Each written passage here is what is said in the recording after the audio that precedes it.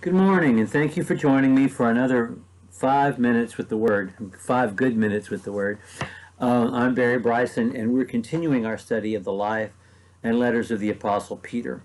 We talked about Mark's Gospel yesterday, and Peter as a source for Mark's Gospel, and today we're going to begin talking about 1st and 2nd Peter, and we're going to be in 1st and 2nd Peter for a bit. I want to talk about these two letters together, and the way they connect with each other, and the way they are different from each other.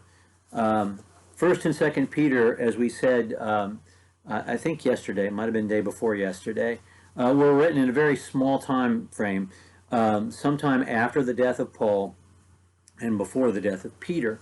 They're written from Rome during the persecution of Nero, which AD 63, AD 64, when Peter died. And Paul died in that persecution. We know this historically.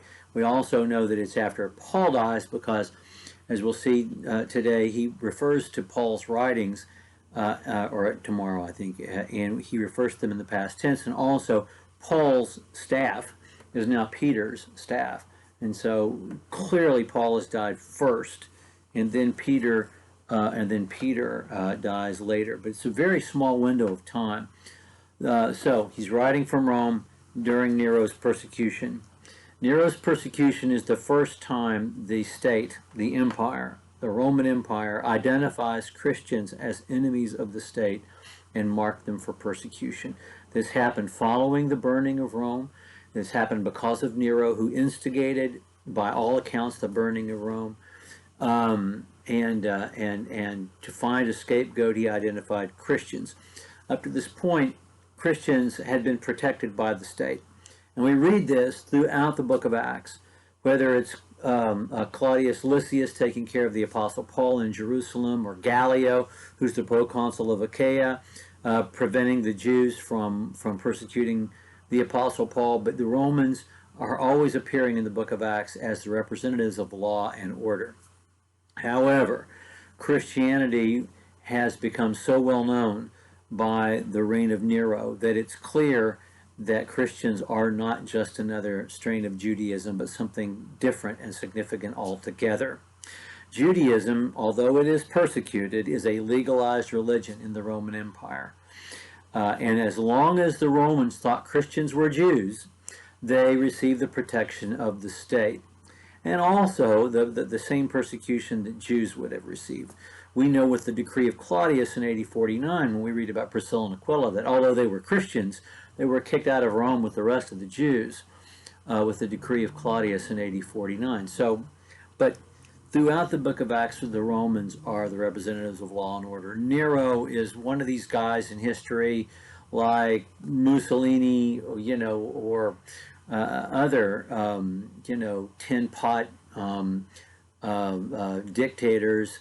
You can make your own list, and who is just a terrible, terrible person. We won't go into the many ways that he is, but it is during his persecution of Christians, particularly in the city of Rome, where Christians were arrested just for being Christians.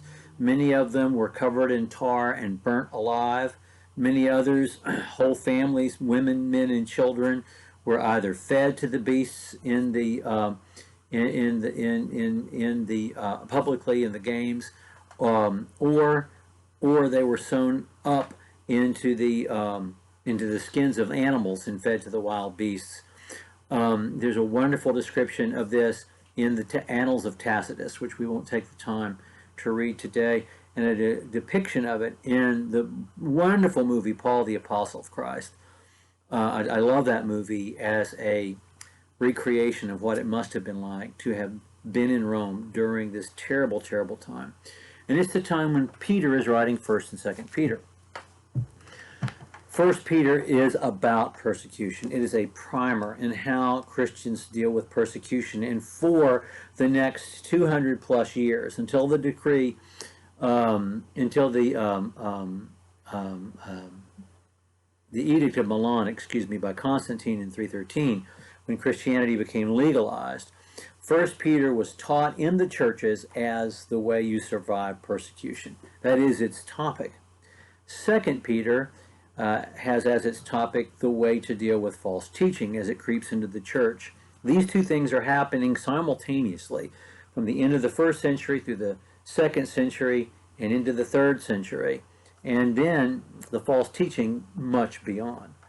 But these two things are the two-pronged attacks Satan is making on the church, and First Peter is a textbook on how to survive the first. Second Peter is a textbook on how to survive the second prong of the attack. It's interesting that these two letters are tied together by the image of the ark.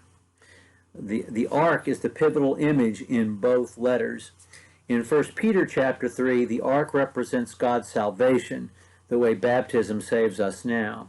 In 2 Peter chapter 3, the ark is the representation of God's judgment and how God will wreak judgment upon those who reject him, and that we should not be doubtful that 1,000 years is with a day and a day is 1,000 years. But God is going to come like a thief in the night, we're told in 2 Peter chapter 3.